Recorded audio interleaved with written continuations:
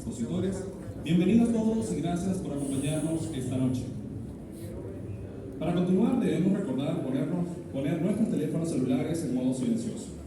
La Asociación de Importadores y Vendedores de Repuestos Automotores del Estado Zulia, AIBRAS, cuenta con 57 años de trayectoria cuidando y promoviendo este importante sector en el Zulia. Lo que hoy podemos palmar en esta primera Expo Automotriz de AIBRAS no es más que el esfuerzo y compromiso de su gente, directivos, afiliados y aliados. AIBRAS somos todos, unión y trabajo. A continuación es momento de recibir al presidente de AIBRAS, señor Gerardo Prada.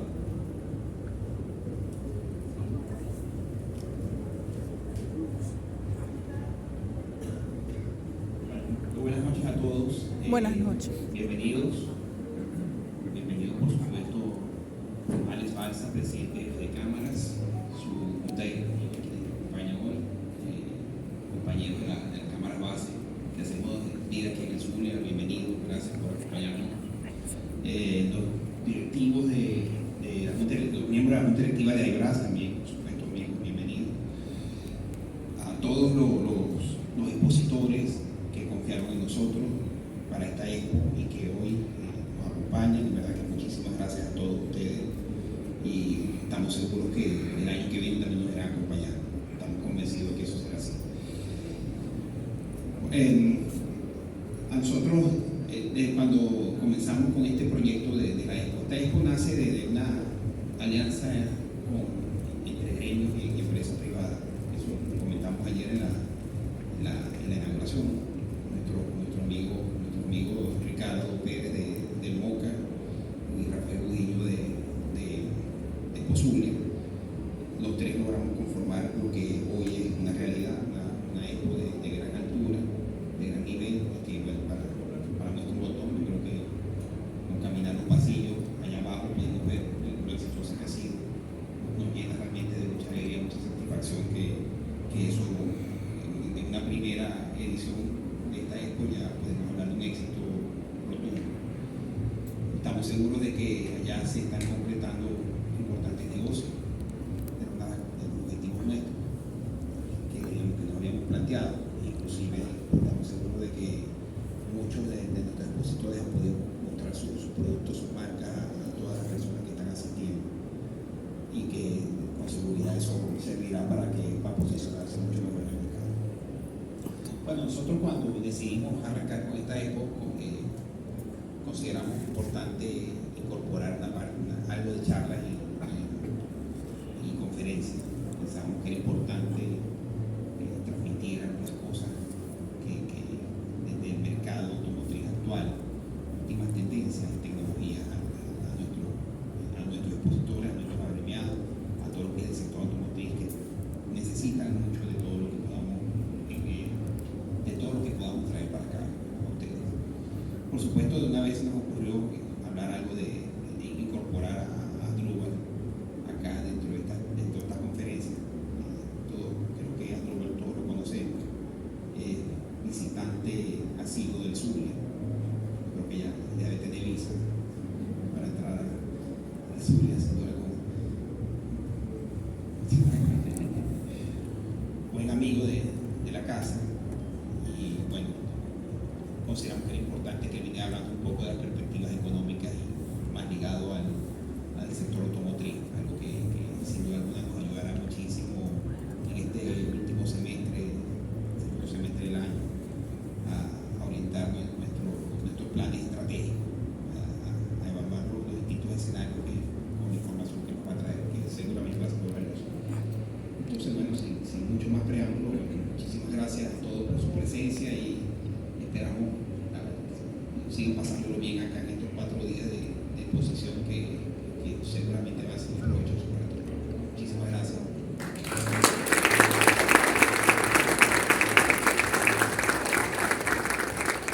Muchas gracias por estas palabras, presidente, y por su dedicación para la creación de estos espacios. Luego de este excelente preámbulo, es el momento de presentar a nuestro conferencista del día de hoy. Él es economista egresado de la Universidad Central de Venezuela. Fue profesor de la Universidad Católica Andrés Bello y en la Universidad Central de Venezuela. Ha dictado conferencias en Bogotá, Nueva York y Londres, entre muchas otras ciudades. Recibamos con un fuerte aplauso a Asdrúbal Oliveros, quien insertará sobre el entorno económico de los sectores productores de seguridad y muy especialmente de las oportunidades que hay en el sector automotor en Venezuela.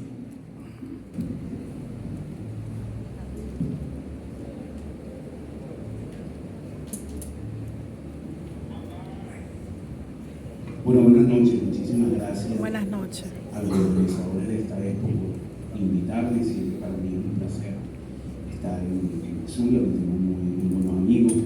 Y efectivamente esta presentación tiene tres partes: dónde está la economía venezolana, qué perspectiva en segundo lugar tiene hacia adelante, y en el medio pues cómo se inserta el ambiente de negocio y también algunas consideraciones sobre el mercado automotriz, ¿no? Pueden ser útiles para ustedes. Me disculpan si voy un poco rápido, pero es para que la conferencia sea de una hora y no estén ustedes acá mucho tiempo.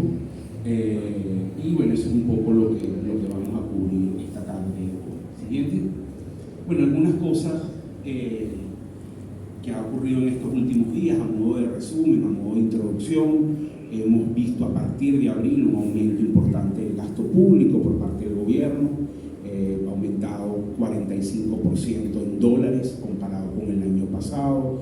Esto es bastante porque el gobierno venía en una política de un gasto muy controlado. A mi juicio, ese aumento de gasto ha sido tardío, ha empezado tarde, es decir, empezó a ejecutarse a finales de abril. No sé qué pasó allí, puede haber múltiples hipótesis, pero siento que el gobierno comenzó a gastar bastante tarde. Esto, por supuesto, repercute también en la velocidad del crecimiento. Esto hace que el ritmo de expansión de la economía sea mucho más moderado, mucho más lento de lo que pudiéramos esperar o de lo que habríamos esperado en otras circunstancias.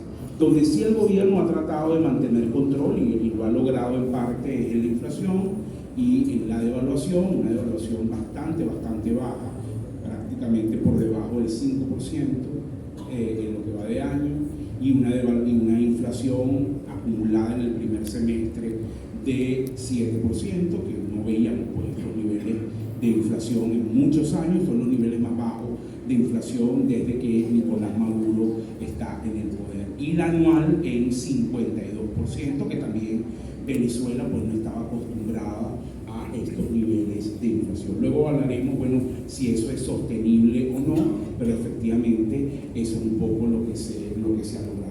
Por otro lado, el gobierno también en una posición de caja mucho más holgada, gracias en parte a todos nosotros, a las empresas, a los particulares. La recaudación de impuestos, lo van a ver más adelante, ha aumentado de forma significativa, las contribuciones para fiscales, los impuestos de gobernaciones y alcaldías, y también pues los ingresos externos del gobierno y el petróleo. Si usted suma las dos cosas, recaudación interna e ingresos del petróleo, son más de 25.000 millones de dólares lo que puede recibir el gobierno de Maduro este año, ¿no? Hace 4 años esa cifra no llegaba a 10.000 millones de dólares. Entonces hemos visto pues un aumento importante en términos de recaudación y una política impositiva bien agresiva, que por cierto, uno de los sectores más perjudicados es el automotor, porque el factor que encarece el precio de un vehículo en Venezuela son los impuestos.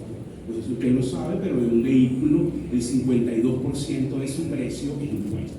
Y eso efectivamente tiene un efecto de por qué un carro en Venezuela es tan costoso cuando lo compara con el resto del mundo. La gente que no entiende de estas cosas dice que es culpa de los concesionarios que se están ganando una bola de real vendiendo esos carros tan caros, sin entender que no necesariamente es así, y que de hecho los concesionarios en venta de vehículos, sus márgenes son bien bajos, y aquí lo van a ver en una lámina a posterior. El sector petrolero bastante mejor que el año pasado, un aumento en el año de más o menos 150.000 barriles, gracias principalmente a las empresas privadas en cabeza de Chevron, y luego en menor medida Eni, Repsol y Morel Pro, que son las privadas más agresivas o con mayor presencia en la dinámica petrolera hoy en Venezuela. Pero esta es una economía que sigue centrada en comercio, en importaciones, en servicios, y menos en producción. La producción está bien encapsulada en dos sectores que voy a comentar a continuación. Siguiente. Bueno, un poco el ciclo de crecimiento, la línea azul celeste que ustedes ven ahí, es el crecimiento de la economía. Bueno, fíjense ustedes los años duros, 17, 18, 19, 20, ¿verdad? No ayuda mucho la pantalla, pero bueno, yo aquí les explico.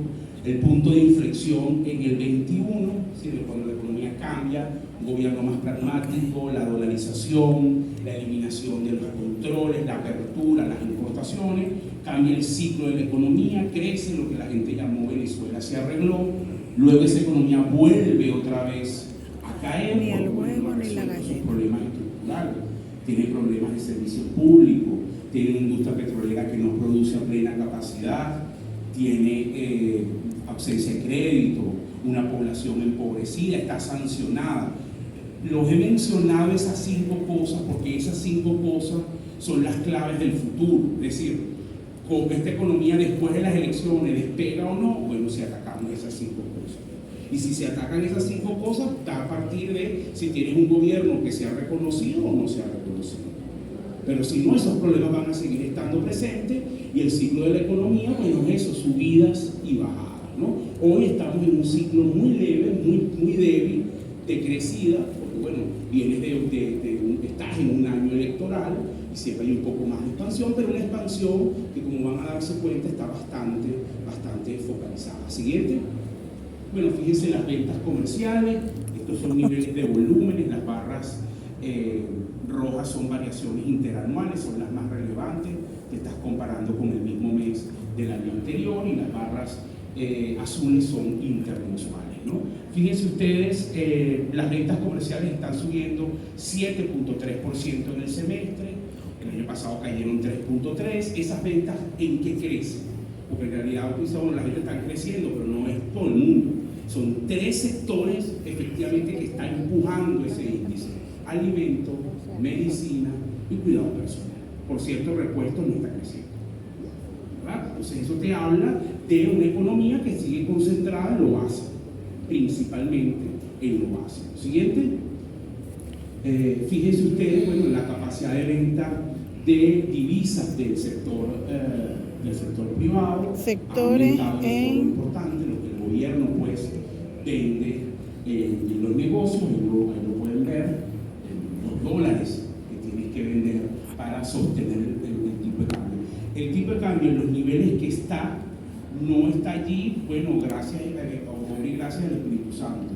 Está allí porque el gobierno mete dólares para que eso se contenga. Fíjense que el gobierno lo que hace es una política de doble acción. Por un lado, inyecta bolívares al sistema porque está gastando, porque está en una campaña electoral, y por el otro, para drenar parte de esos bolívares para que no se dispare la inflación y la devaluación, mete dólares en intervención para evitar que, bueno, la masa de bolívares devalúe el tipo de cambio. Eso es lo que está ocurriendo, ¿verdad? Eso suena muy chévere hasta que tienes dólares.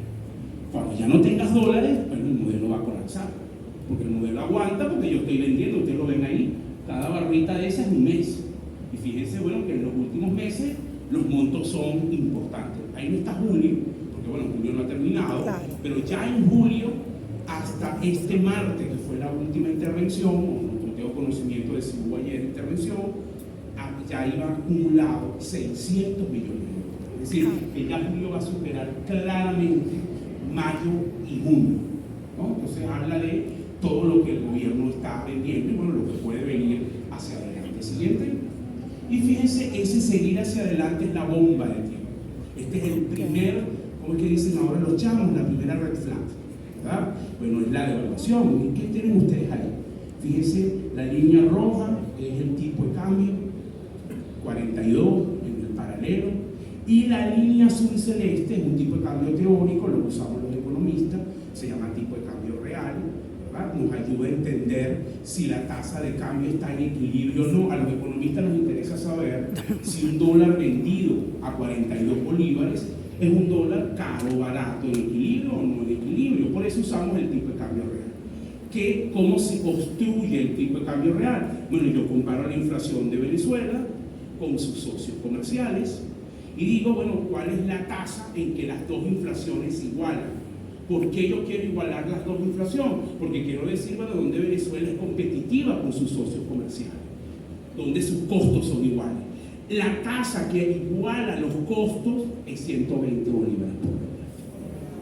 Para que sepan, porque el producto importado es muy fuerte. Aquí había un señor que además casi que le cortaron su presentación anterior al pobre porque le dijeron que tenía que irse. Pero yo escuché la última parte. Y el señor dijo, aquí hay que comprar producto nacional. Bueno, eso suena muy bonito, pero en la práctica es muy difícil. Muy difícil porque el producto importado gana. Es mucho más competitivo. Por ese desbalance tan marcado. Y ojo, usted no le puede pedir al consumidor que llegue y no, si este repuesto es nacional, yo voy a apoyar a la empresa, vale $40, el importado vale 10. Eso no pasa, no ocurre, bájense de esa nube. La gente va y dice, es bueno este repuesto, pero me estoy ahorrando $20. Y así se enfrenta. Entonces, las empresas tienen que enfrentar ese reto y bueno, ver cómo trabajan competitividad. Pero no quiero hablar de eso porque es un tema más álgido y más de largo plazo. Lo que quiero decir además es la bomba de tiempo que es esto. El modelo no predice devaluación. El modelo no te dice mañana va a devaluar el gobierno. No sirve para eso. Pero el modelo te está diciendo, estás comprando algo en 42 que debería costar 120. Te está diciendo que el dólar está baratísimo. Si no está barato, eso es una bomba de tiempo, porque la demanda no para. Usted siempre va a comprar dólares. Usted le entra en bolívares y ¿qué va a hacer? Comprar dólares, ¿sí o no? Sí. Y comprar cosas.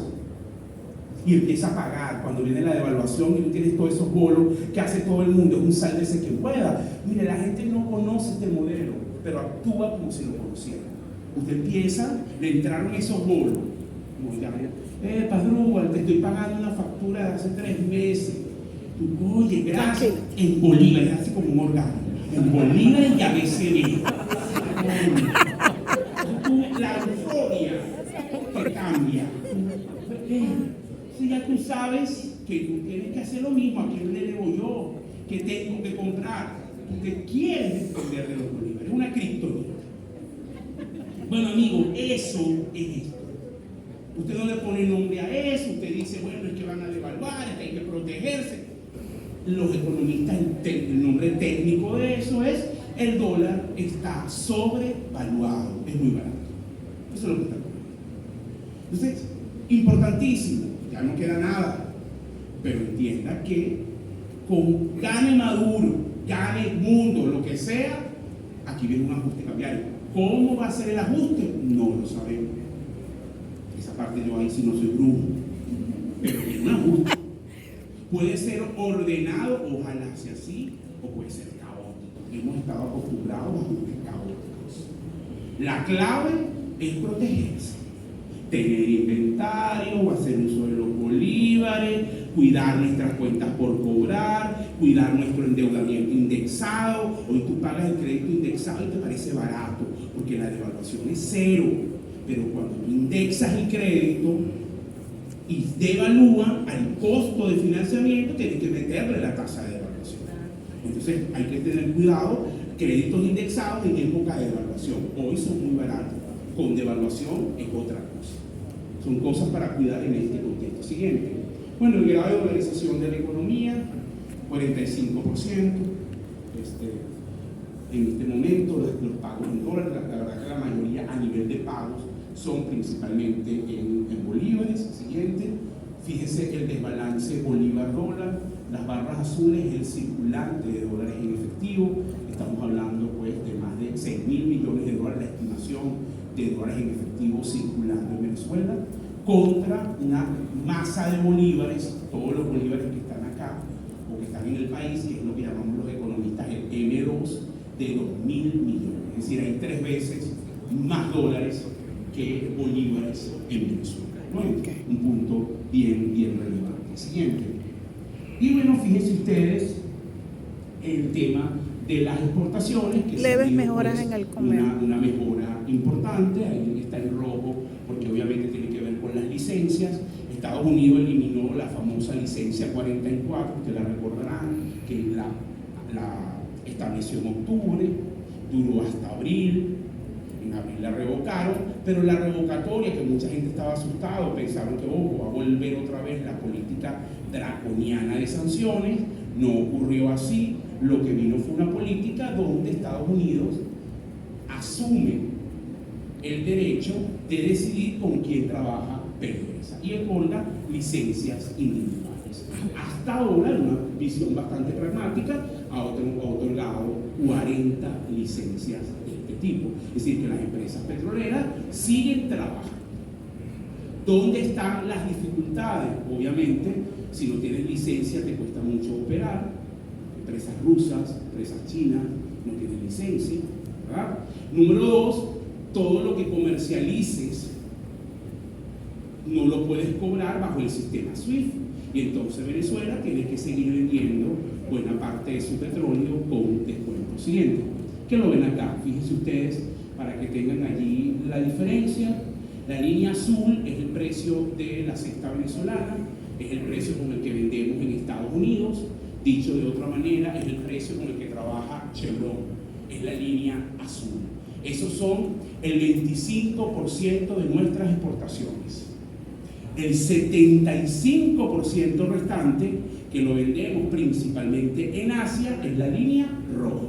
Se dan cuenta que está por debajo. Bueno, eso implica una pérdida de ingresos para el Estado venezolano. Tengo que vender más barato en Asia, porque lo tienes que pagar en efectivo, porque además si me lo pagas formal te pueden sancionar los Estados Unidos, y entonces el que te va a comprar el petróleo te dice, ok, mira, yo estoy asumiendo un riesgo, no te vas a cobrar lo mismo. Y además yo tengo el petróleo ruso al lado, que está más cerquita, es de mejor calidad, y también está vendiendo con descuento. Entonces eso hace que Venezuela tenga que vender una buena parte de su petróleo con descuento. Siguiente.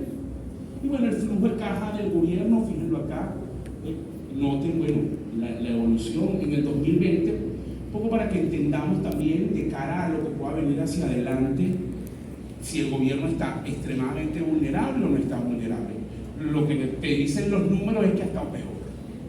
Fíjense que en el 2020 los ingresos del Estado venezolano eran 6.000 millones de dólares. Hoy son más cercanos a 15.600 millones de dólares. Una posición un tanto más holgada, ¿no? Para decir, bueno, sancioname, yo puedo vender mi petróleo con descuento, ¿verdad? Obviamente que cualquier mejora él va a querer que ocurra. Eso es natural, pero tampoco es que está en una posición donde efectivamente la caja está extremadamente restringida, ¿no? Siguiente. Y fíjense algunas cosas, entramos aquí, algunos datos del consumo en Venezuela que tocan directamente al sector automotriz. Siguiente. Lo primero, bueno, es entender lo que nosotros hemos llamado la triple desigualdad, que siempre ha existido. En Venezuela pues ha habido desigualdad de ingresos, ha habido desigualdad de sectores que crecen o no, y ha habido desigualdad regional. Lo que sucede es que en este momento, y dado los desequilibrios que tiene la economía, esa desigualdad está en su peor momento, es mucho más marcada. Y por eso es que los números promedio no te dicen mucho. ¿Qué es lo que usted escucha siempre? Los economistas decimos, este año vamos a crecer 4%. Me escriben mis amigos de la industria de alimentos, oye, Asdrúbal, estás muy conservador, te estás quedando corto, esto es mucho más. Por el otro lado me escriben los constructores, oye, Asdrúbal, te enchufaste, ¿cómo que crecemos? Aquí no se está haciendo nada, eso no puede ser. No hay, la gente no ve ese 4.5, depende de donde tú estés. ¿Qué es lo que dice la gente? No, aquí nada más consume el 10%, el 90% está en el chasis. Y la burbuja es Caracas. Hay algo de verdad en eso, pero no es todo. Y sobre todo cuando usted tiene negocio, esos tres discursos no le sirven de nada. No le sirven de nada. Usted tiene que meterse más en detalle, entender quién consume, dónde consume y qué sectores realmente están respondiendo a la economía, ¿no? Entonces veamos algunos datos de eso. Siguiente. Bueno, ¿quién ha crecido en Venezuela después de la pandemia? en realidad 5 sectores, bueno, son más, pero me quiero quedar con estos 5, que son los que han capitalizado crecimiento. El primero de ellos es el sector alimentos. Bueno, pregúntese usted cuántas marcas de alimentos hay ahora. Muchas. ¿Cuántos productos? La competencia. Ya mis amigos de Yancarina, Rosmar ya está sacando su harina. Una nueva para competir. ¿Verdad?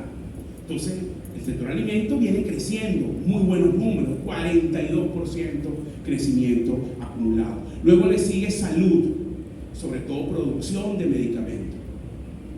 Porque los laboratorios internacionales se fueron. Y quedaron los nacionales. Y se agarraron el mercado. Y eso es una prioridad. Luego le siguen servicios profesionales. La gente que se quedó ajustó sus tarifas y usted le es difícil sustituir, yo siempre lo digo para que la gente lo entienda. Usted puede sustituir una Coca-Cola nacional por una importada, pero su psiquiatra es un poquito difícil. Nada más imagínense contarle todas sus frustraciones otra vez a uno. No, me pegaban de chiquito. No, nada, ese trabajo al lado, tú págale el aumento de tarifa al tipo. Y la peluquera, los servicios han podido ajustar más sus tarifas que los bienes. Y es un sector ganador. Okay. ¿Cuánto cobraba un médico hace 5 años? ¿Cuánto cobra hoy? ¿Cuánto costaba un colegio hace 5 años? ¿Y cuánto cuesta hoy? Entonces el ajuste en servicio ha impactado positivamente el sector. Luego comercio, obviamente todo lo que es el impulso de alimentos y de salud se siente en el retail, clarísimo. Y medios de pago. ¿Usted se acuerda antes lo que era conseguir un punto de venta? Y lo que es hoy un punto, y las pasarelas, y la cantidad de tarjetas y de servicios. Bueno, habla de que esa es otra área que viene creciendo. Porque los bancos, además, como están muy holgados con el encaje, lo único donde pueden ganar es en comisiones, en transacción. Y por eso entonces le dan piso a la transaccionalidad. Siguiente. ¿Quién va a crecer este año? Bueno, mira, la perspectiva para nosotros es el sector ganador, telecomunicaciones, tecnología, donde obviamente el despliegue de fibra es un factor fundamental, no el único, pero es un factor fundamental. Sector alimentos nuevamente, servicios profesionales, comercio, banca, salud y petróleo. Fíjense que ahí no está la industria metalmecánica, donde ustedes están mucho metidos, no está repuesto y reparación, que es como lo caracteriza el Banco Central, no aparece. Entonces, obviamente, para ustedes crecer, digo los que están asociados principalmente a la industria automotriz, no se siente como lo siente alguien que está en la industria. Una perspectiva totalmente distinta. Porque el crecimiento en Venezuela está encapsulado en pocos sectores, ¿no? Siguiente. Luego tenemos la gente. Bueno, ¿quién puede comprar carros en Venezuela? Esa es una pregunta. Yo este año he hablado con varias empresas de automotriz, porque decía esta mañana en una reunión que algo está pasando en el sector automotriz. Porque este año, de mis proyectos grandes de consultoría, 6 son de empresas automotrices. O sea, hay algo, ya vamos a ver algunos números más adelante para entender. Entonces, una de las preguntas típicas es: ¿quién puede comprar un carro? Si tú le dices a un tipo, cuando yo hablaba con el presidente de Ford, no, aquí el 90% está en el chasis, 10% es que tiene dinero, porque no va a haber oportunidades. Tienes que indagar un poquito más. Entonces tú agarras y ves, bueno, mira, estos son ingresos individuales, no son familiares, así que la diferencia es importante, y hasta $100, 45% de la población, amigo, ese es un mercado para acá. Esa gente sí está en el chasis. No llega ni siquiera a cubrir su canasta de alimentos. Tiene condiciones muy limitadas. El precio es la variable fundamental. Ojo, el error de muchos es asumir que esa gente no compra, sí compra, pero con otras características. Y hay empresas que les ha ido muy bien atacando ese nicho de mercado. Porque lo entienden, lo comprenden, empaques sencillos, pequeños, han variado la calidad para acceder a ese mercado. Lo vemos en el café, en el arroz, en la misma harina. Si no, pregunté el éxito de cosas como Café Amanecer, como la misma Mari, que tiene arroz para las distintas categorías, como la harina Cali, cada uno atacando ese segmento que supuestamente no puede comprar. Por eso es que hay que meterle cabeza. Luego tienes, para los que no se ven mucho por la pantalla, de 100 a 300, que es el 32%. Eso te pone el ingreso familiar de 300 a 1000 más o menos. Su capacidad de compra es un poquito más alta, tampoco ahí puedes meter carro. Pero luego tienes este grupo que va de 300 a 600, que es el 16% de la población, cuyo ingreso familiar va de más o menos 1000 a casi 2500. Y que ahí, bueno, sí puede. Y luego, por supuesto, donde todo el mundo mira, el 7%, que es el top, ¿verdad? Pero yo tengo que entender, lo primero, cuando yo voy a sacar un negocio, es entender a quién le vendo. Y lo primero que tú tienes que entender en la industria automotriz, el primer punto, es, amigo, si usted no tiene un carrito caballito de batalla, no puede masificarse. Tú necesitas aquí tener un carro que esté por debajo de los $20,000 para que ese grupo lo pueda comprar. Si no, es muy difícil, vas a hacer de nicho, porque efectivamente el que puede pagar más de 20,000 es un universo pequeño y más sin crédito. Por eso el auge de los chinos, porque los chinos sí tienen carros más accesibles. Ahora, los chinos, los otros tienen que ponerse las pilas. Los chinos todavía tienen hoy una desventaja, que es que la mayoría del consumidor desconfía.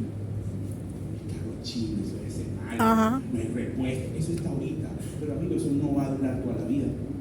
En la medida que más gente tenga carro chino, y en la medida que el boca a boca se extiende, y en la medida que tú le digas, no, mira si es bueno, y yo conseguí repuesto, y te salió bien, sí, vale. A veces no tiene mucha fuerza, pero funciona. Pero nada, tú vas venciendo ese tema y el precio, sí, yo me quedo mi Yari, pero el Yari vale 30,000, el chino vale 15.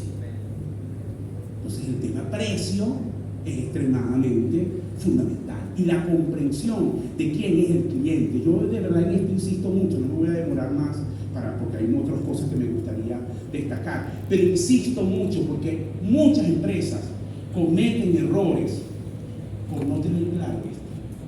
Diseñan campañas de publicidad que no tienen éxito. ¿Por qué? Porque no se la está dirigiendo al público adecuado. Usted tiene un público joven que lo que mira todo el día es TikTok y estás haciendo vallas y cuñas de radio, estás botando los reales, le echas la culpa a es verdad, desgraciado, no, la culpa tuya, porque tú no le dijiste bien dónde tienes que meter la publicidad, la inversión. ¿Qué empaque usar? No, es que a mi esposa le gusta el empaque. Ay, tu esposa es el consumidor promedio, no es el consumidor promedio. Claro. Entonces hay que entender bien a quién le vendo para poder trabajar marketing, precio, empaque, una cantidad de elementos que se desprenden de la comprensión de esto. Y quítese de la cabeza esa idea es muy poderosa para los políticos, pero no para el que hace negocio, de que 90 está en el chasis y 10 bien. Con eso no va a vender. Porque aquí, es otra cosa que tiene este mercado, el sueldo no es una variable para medir ingresos, porque aquí la gente tiene otros ingresos. Yo le puedo decir con propiedad, porque he estudiado esto bastante en detalle, que usted consigue mecánicos, voy a hablar de Caracas, que es donde lo he estudiado, en la ciudad de Caracas, que ganan $4,500 al mes. Claro, él no tiene idea que gana eso, porque eso entra y sale, ese es otro problema. Él no sabe de finanzas personales, pero él tiene ingresos de esa característica. Entonces, un sueldo, decir que ganamos 200, nos dice mucho de la capacidad de compra. Hay que indagar mucho más. Siguiente. Bueno, esto ustedes no lo ven, me perdonan, no pensé que en la lámina, pero aquí yo voy a tratar de explicarles esto.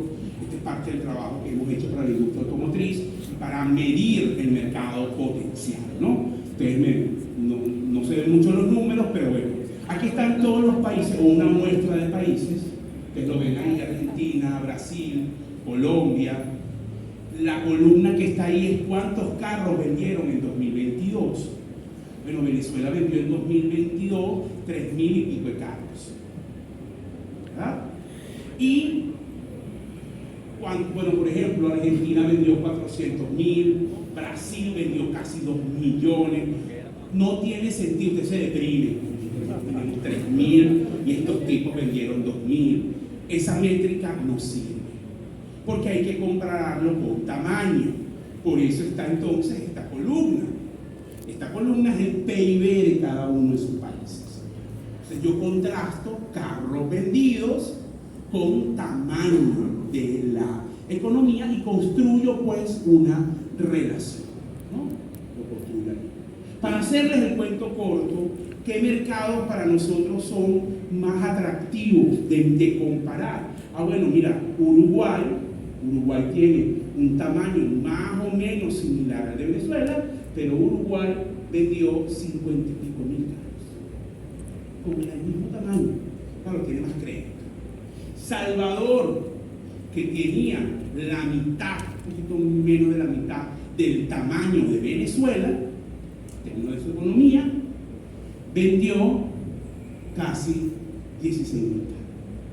Entonces, cuando tú ajustas para calcular mercado potencial, y bueno, un poco carros comercializados, te das cuenta, para hacerles el cuento corto, que Venezuela en el corto plazo y con toda su restricción de crédito tiene un mercado potencial de 50 mil euros.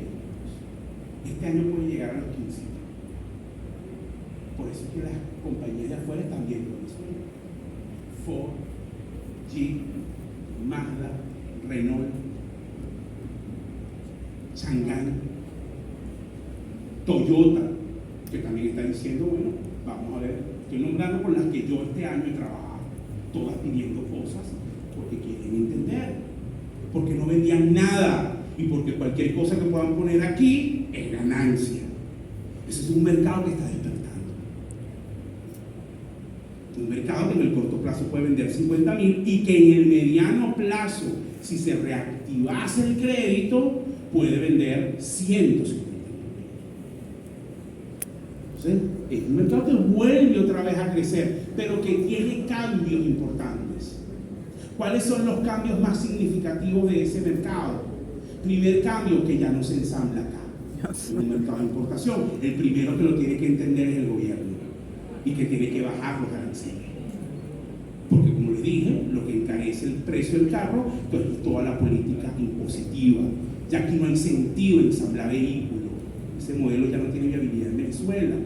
¿Qué planta vas a montar cuando ya eso está todo automatizado? Y otros países lo hacen mucho mejor que nosotros. ¿Verdad? Ese es el primer punto. Segundo punto, el crédito no se va a reactivar de la noche a la mañana.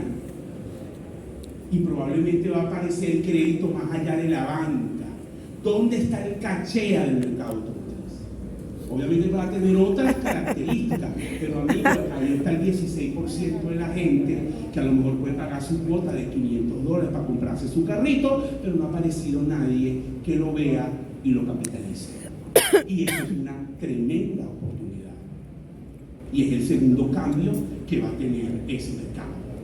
Y el tercer cambio es que probablemente los nuevos líderes de ese mercado no sean las marcas a las que estamos acostumbrados, porque están entrando nuevos actores.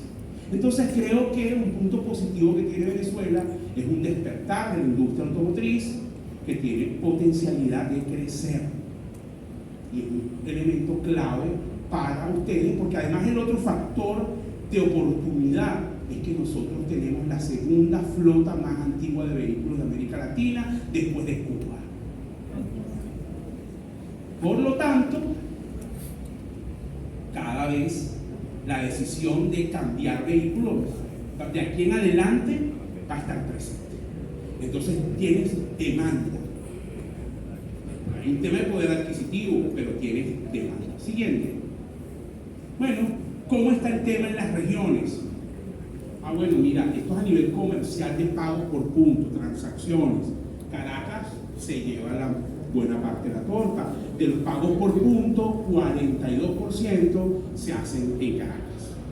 Luego, bueno, sigue Maracaibo, Valencia, pero fíjense que la distribución es mucho más homogénea. Hay una desproporción entre Caracas y el resto. Pero podemos ir más allá. Siguiente. Si lo miramos desde la perspectiva país, esto lo hacemos a través de imágenes satelitales en un proyecto que tenemos con el BID. Lo que hacemos acá es utilizando los satélites de Google y de Elon Musk, tomamos actividad en Venezuela, movimiento de vehículos, gases de las industrias, uso del internet, electricidad. Todos esos elementos entran en un software de inteligencia artificial que rankea y te dice, bueno, basado en eso, estas son las zonas con más o menos actividad. Lo que está más oscuro es donde hay más actividad, lo que está más claro es donde hay menos actividad. Entonces el país se puede dividir en base a este análisis en 3 regiones, 3 grupos. El primer grupo es donde hay bastante actividad. Obviamente ese primer grupo es lo que está más oscurito, es la región central, es Lara portuguesa y está la agroindustria. Traído portuguesa recientemente. Eso es un boom, ¿verdad? Pero de sector agro y agroindustria, porque la de producción primaria no está recibiendo el beneficio tan fuerte como lo recibe la agroindustria, ¿verdad? Porque obviamente la agroindustria tiene más capital. Y el estado Táchira, por frontera. Ojo, este análisis, hay gente que me critica, no, pero ¿cómo dices eso? Si se va la luz, no tiene nada que ver con eso. Toda Venezuela hay problemas de servicio. Lo que está diciendo el análisis es donde en los satélites percibieron que hay más movimiento y más actividad, independientemente de los problemas de servicio público, obviamente, ¿no? Luego tienes un segundo grupo con actividad intermedia. Barinas Apure, Anzoátegui, Guárico, Zulia. Fíjate que Zulia, que siempre debe haber estado en el primero, está en el segundo. Y luego está el tercer grupo, que esos sí están en condiciones críticas, son los estados más críticos, bueno, Trujillo, Mérida, Falcón, Sucre, Monagas, Bolívar, Amazonas, del Tamacuro, que tus niveles de actividad son precarios. Entonces, entender esa realidad regional es importante. Probablemente en su negocio no necesariamente es igual, pero usted sí tiene que también rankear dónde hay más actividad y dónde hay menos actividad, y dónde conviene más abrir una línea de negocio y dónde no. Porque, amigos, los recursos de capital que usted tiene son escasos y usted no le puede vender a todo el mundo. Entonces tiene sentido que yo desde Maracaibo lance lubricantes a Caracas. Esto es un ejemplo. Tiene sentido. Bueno, saque sus números, pero a lo mejor no tiene mucho sentido. Ahí hay otra gente, otros precios, tú el flete te encarece. No es que yo quiero estar en Caracas. No es estar por estar. Es hacer análisis de evaluación costo-beneficio. Hay empresas que dejaron de vender en el Táchira. ¿Por qué? Bueno, porque no pueden competir con el producto colombiano. Entonces, no tiene mucho sentido para ellas. Son decisiones drásticas, pero que tú tienes que empezar a evaluar porque tienes que optimizar capital. Siguiente. Bueno, ¿cuánto esperamos que el gobierno gaste este año? 37% de aumento de gasto. Obviamente, el gasto más fuerte ya se está ejecutando. Después de las elecciones, no hay mucho incentivo a gastar mucho. Si gana Maduro, él va a volver a su política de control de inflación, de estabilidad de la tasa de cambio y de que el gasto no queda en una baja drástica, pero que vuelva a sus niveles normales. Y si gana la oposición, Maduro va a seguir gastando. Es la pregunta. Si tú dices que sí, que va a gastar mucho, yo lo veo poco probable, gastar para que el beneficio lo agarre otro, no lo sé, ¿verdad? Entonces, no está claro. Siguiente. ¿Cuánto esperamos de crecimiento? 4.5% este año. Ya ustedes vieron en qué sectores se concentra, un crecimiento bastante moderado para ser un año electoral. Siguiente. Y bueno, Venezuela, esto lo paso muy rápidamente, a pesar de que en Venezuela los niveles de rentabilidad han caído, porque han caído bastante. Bueno, Venezuela sigue siendo la segunda opción. Si fuese una inversión de portafolio, seguiría siendo la segunda opción más rentable. La primera son las cripto, pero el riesgo es alto. Recuerden que aquí hay una relación riesgo-rentabilidad. A mayor rentabilidad, mayor riesgo. Por eso cuando usted le dicen, todavía la gente cae, no, te vas a ganar 8% en dólares todos los meses, y usted de gafo agarra eso, ese es el riesgo más alto porque es una estafa. Y no será el primer mes, no será el segundo mes, pero en un mes te engancha. A mayor riesgo, todo lo que le ofrezca mucho, evalúen, porque eso no es normal.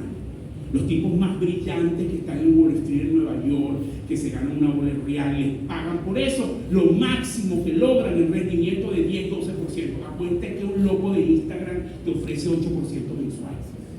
¿Qué descubrió él que los otros no saben? Te está estafando. Toda la gente, la ambición, la crisis te lleva a agarrar esa opción, ¿verdad? Pero volvamos acá, las cripto lo más rentable, más riesgo, luego una inversión en Venezuela y luego vienen otras cosas que se invierten en cosas más tradicionales, obviamente los rendimientos bajos, pero Venezuela sigue teniendo altos niveles de rentabilidad. Siguiente. Voy a pasar rápidamente para que entendamos la presión fiscal sobre la industria automotriz, ¿no? Para los que dicen que no, que el carro está muy caro respecto al exterior y se ganan unos reales. Bueno, fíjense, bueno, vaya, esto lo paso para que no nos extendamos. Vean ustedes el gobierno, miren cómo ha caído el gasto del gobierno, miren este desplome de gasto, la línea azul, los ingresos, pero el gobierno también ha tenido su punto de inflexión, está tratando de aumentar el gasto y está aumentando los ingresos, ¿verdad? Siguiente, miren cómo ha aumentado la recaudación tributaria. Eso es el señal, solamente. No incluye los municipios ni los parafiscales, solo señal. El señal pasó de recaudar 100 millones de dólares mensuales a recaudar hoy 1.000 millones de dólares mensuales, ¿no? Siguiente. Y Venezuela, esto lo padecen ustedes, esto tiene que ser un punto de discusión del sector privado, que hay gente de las cámaras, con las autoridades. Ahora se llevan mejor con las autoridades, tienen que discutir sobre esto. Venezuela tiene la tasa efectiva de impuestos más alta de la región. 60% del ingreso operativo se va al impuesto. Pero tú tienes un socio oculto ahí. Un socio ahí que...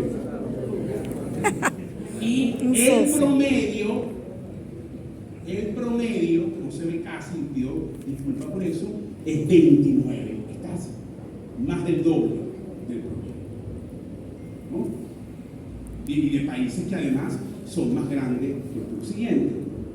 Bueno, ¿qué ha llevado esto? Que tengas informalidad.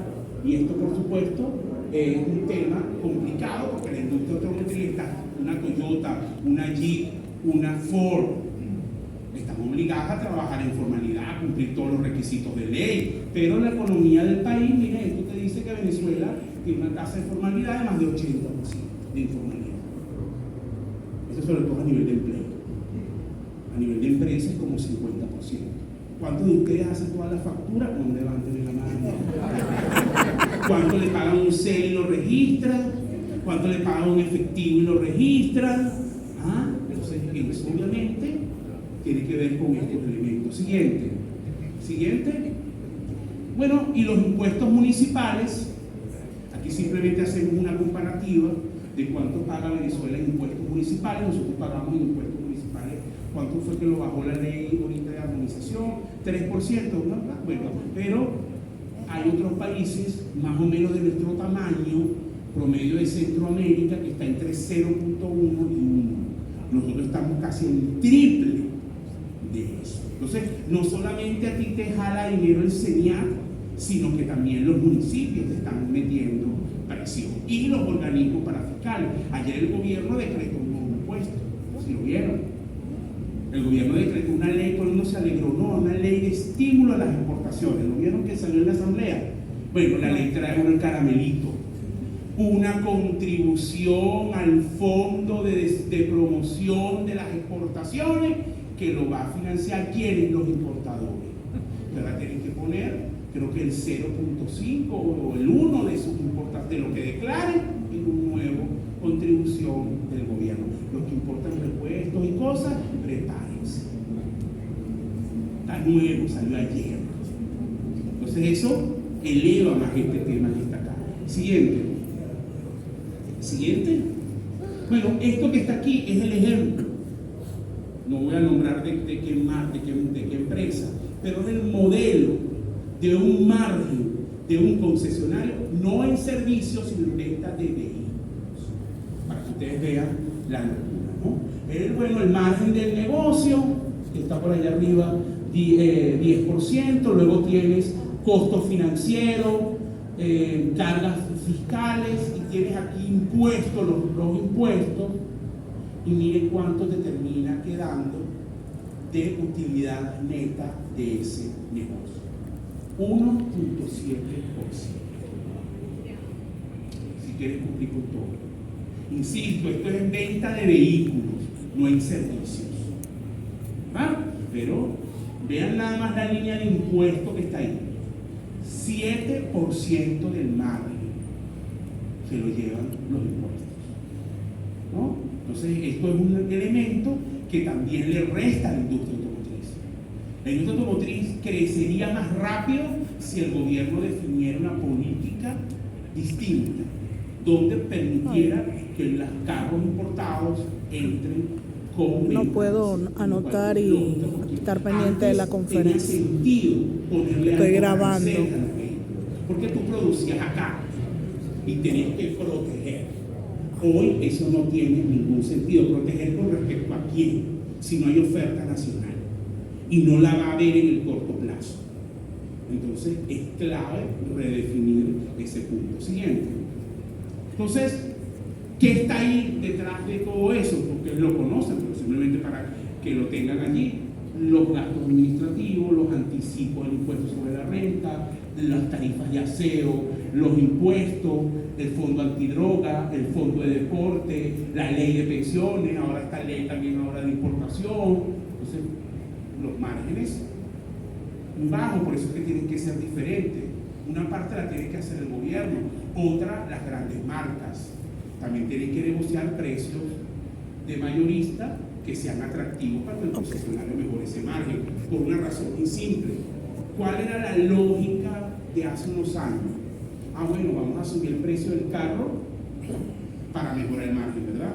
Pero si tú tienes un entorno tan competido y con un consumidor tan empobrecido también, oye, ¿qué más caro vas a poner un carro?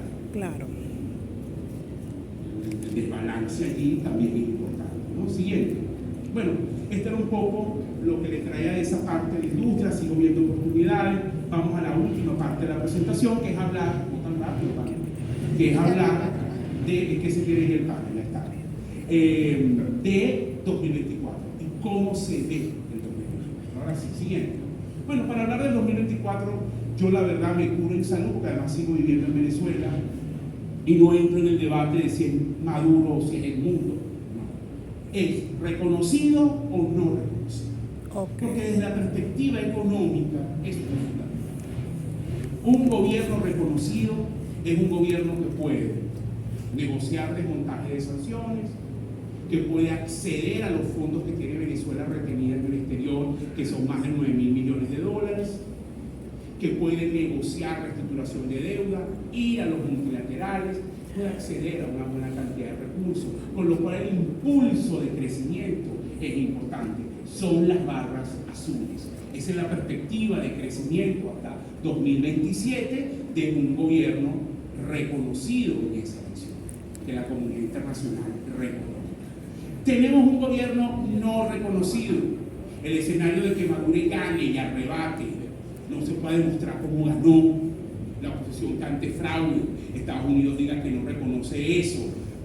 Bueno, no es tampoco que se acaba el país, pero el ritmo de crecimiento, como lo ven en la barra roja, es mucho más lento. Porque se acuerdan de los 5 problemas que les mencioné, no se resuelven. ¿Cómo haces crecer la industria petrolera? ¿Cómo resuelves el crédito? ¿Cómo haces para resolver el problema de los servicios públicos? Amén del tema de conflictividad. Entonces, resiente mucho el ritmo de crecimiento. Siguiente. Y entonces, tú tienes acá 2. Muy simple.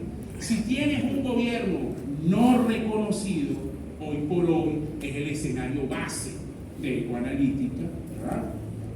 Creemos que la brecha es tan amplia que la oposición puede ganar, pero que probablemente el gobierno no reconozca Eso, bueno, tienes que tener prudencia en inversiones, un crecimiento mucho más moderado en los próximos años, y los mismos sectores que tú has visto crecer son los sectores que van a seguir: tecnología, alimentos. Tienes un escenario donde el cálculo del gobierno se equivoca, ojo, y no es despreciable la probabilidad, es 45%. Hemos venido ajustando esto.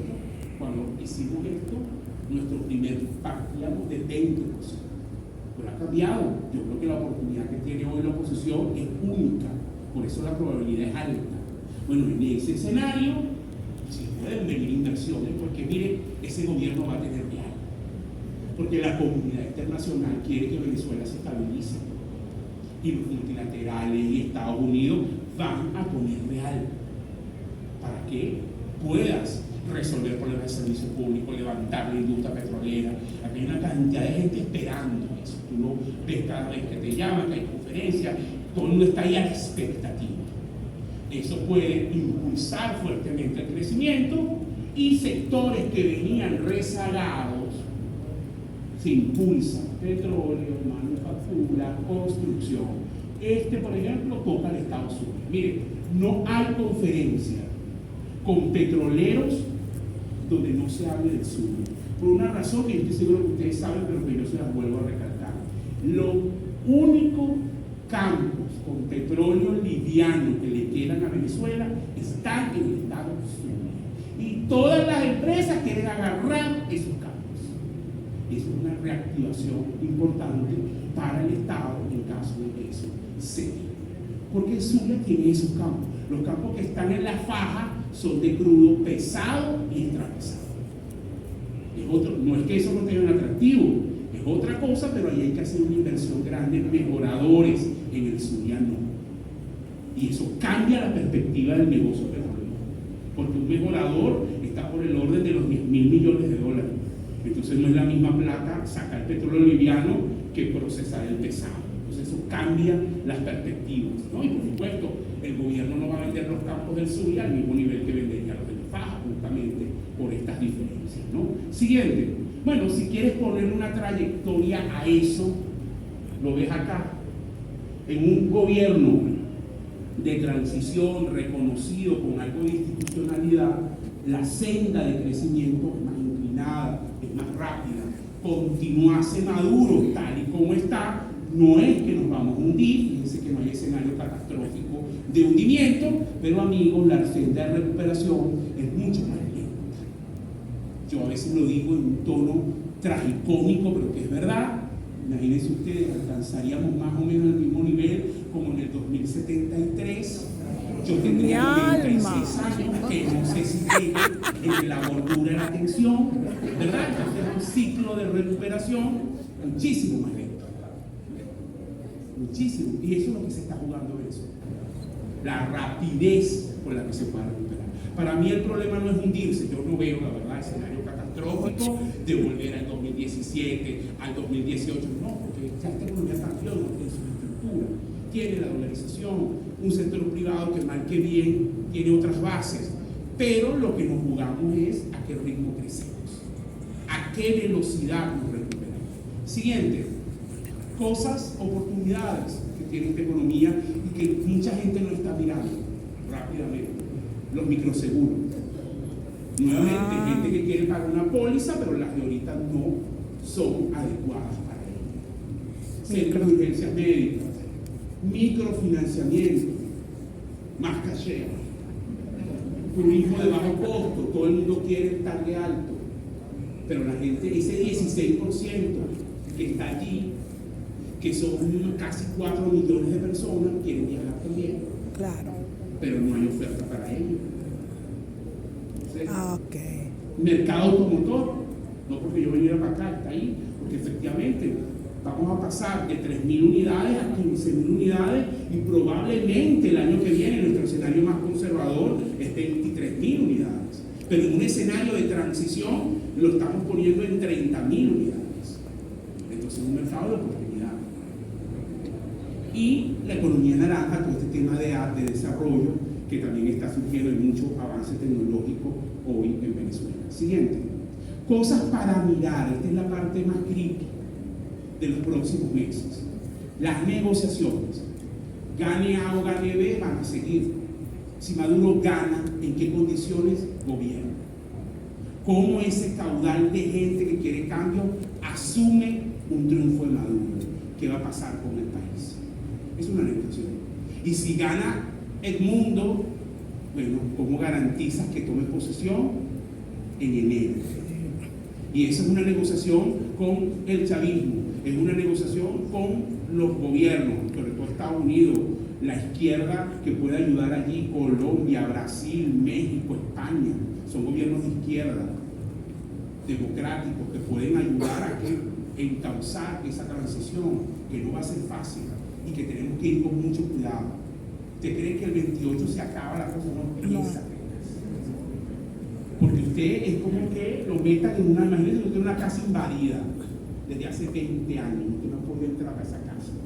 Y después de 20 años usted le dan acceso, pero usted nada más accede a un cuartico de la casa, porque es un poder de los 5 que hay. Y usted entra a ese cuartico y usted entonces tiene que empezar a negociar. ¿A qué hora cocino?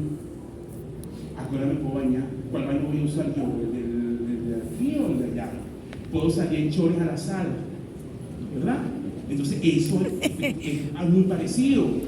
Llega un presidente con una asamblea en contra, un TCJ en contra, con toda una estructura burocrática chavista. ¿Usted sabe cuántos funcionarios de primer nivel, que es ministro, viceministro, director de despacho, director de línea y segundo director de línea, necesita la administración pública? Casi 8.000 personas. ¿Quiénes son esos 8.000 que van a querer trabajar con el gobierno, con los sueldos que paga el gobierno? Y que además te vuelves persona políticamente expuesta y te puedes cerrar tus cuentas en Estados Unidos, aunque sea un gobierno de oposición. ¿Quién va a asumir ese barranco? ¿Dónde sacas 8.000 personas?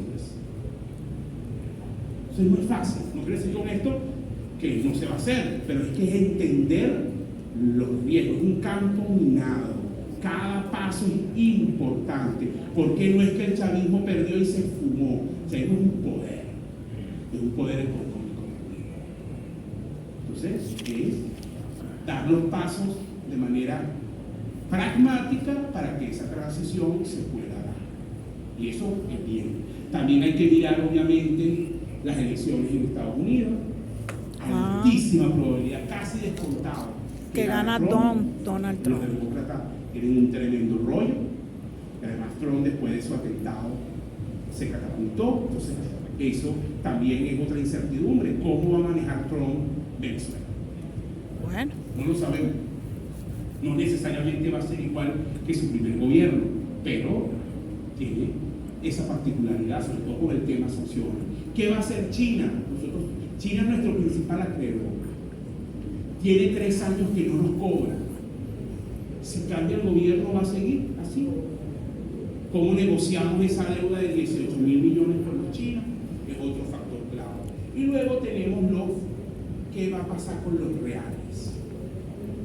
Una vez que gana el mundo y si el gobierno admitiese una transición, ¿cómo llega ese gobierno en enero? ¿Con qué reales llega?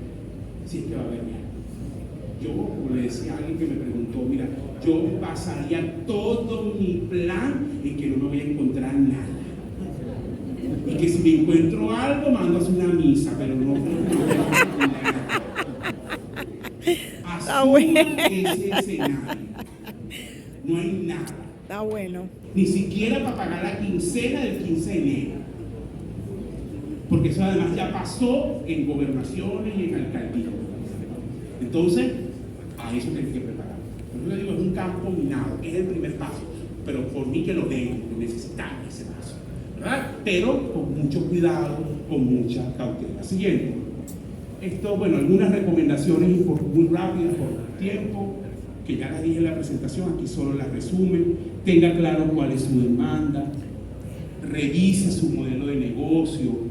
Muchas empresas tienen el mismo modelo de negocio hace 5 años. Este país no es el mismo, amigo. Adáptese a los tiempos, adáptese a ese nuevo consumidor, mapee cuáles son las ciudades, dónde estoy más fuerte, dónde estoy más débil, qué debería hacer. cuáles son las necesidades del mercado. Los clientes están ávidos de cosas. Cachea detectó que aquí la gente quería comprar cosas y no tenía cómo, y diseñó algo que fue un tiro al piso. Así hay N cosas por diseñar. En el mercado automotriz mucho más. Alquiler, leasing, venta de vehículos a crédito, financiadora, todas son ideas que tienen que desarrollarse y que pueden tener oportunidades obviamente bien montadas. Siempre estimar el impacto fiscal. Ya el tema impuesto es hoy una realidad que pesa mucho en las compañías. Siguiente, evaluar viabilidad financiera. No monte proyectos sin entender sus números. A mí me sorprende y me da curiosidad, porque yo me reúno con mucha gente. Estos días veía a alguien que va a montar una pista de estas de los carritos estos. Y entonces el hombre va a meter $1,5 millones. Y va a meter eso. Y yo le digo, bueno, mira, pero lo que tú me estás pidiendo para evaluarlo, creo que es importante hacer un estudio de mercado para que entiendas bien, porque yo creo que en esa zona donde la vas a poner como complicado, está como muy alejado. Total que le mandamos el presupuesto y dijo muy caro. Entonces yo le decía, bueno, pana, tú no puedes pagar $10,000 por algo que a lo mejor te va a ayudar a decidir si efectivamente es ahí, pero si vas a meter ciegamente $1,5 millones, oye, ¿cómo no entiendo? Y eso pasa permanentemente. Y después te va mal y es más duro. También es muchas de las cosas que nos pasan es por nuestras propias decisiones, ¿verdad? Bueno, ver buenas prácticas, trabajar con indicadores de gestión, eso se ha perdido mucho. En Venezuela no hay mucha cultura de eso. El tema de financiamiento, y no olvides en trabajar siempre en función de tu consumidor objetivo. Si no sabes quién es, indaga, evalúa, descubre. Pero es fundamental entender a quiénes le vendemos. Siguiente, que es la última, los números, bueno, crecimiento de 4.5%, nuestro peor escenario de devaluación, 61 bolívares por dólar, es el peor, yo no creo que llegue ahí. El gobierno, sobre todo si se queda Maduro, si no se queda, bueno, ya otra vez, ya ahí sí el cielo es el límite. Pero si se queda, creo que el gobierno va a evitar devaluar, porque eso además complica más lo social, que él lo va a tener débil. No va a ser fácil para Maduro gobernar en una elección controvertida, eso está clarísimo. Entonces vienen meses que son complejos en un escenario o en otro. O sea, hay que prepararse. 2025 es nuestro escenario base. Nuestro escenario base es pesimista, es que Maduro continúa. Bueno, crecimiento de 3.8. Ese es como que lo peor. Si no es Maduro, puede ser de 2 dígitos. Pero fíjense que nosotros seguimos viendo crecimiento. Más moderado, más lento, más débil, pero crecimiento. Y ese es un punto importante en Venezuela. Bueno, muchísimas gracias. Buenas noches. El mayor de los éxitos.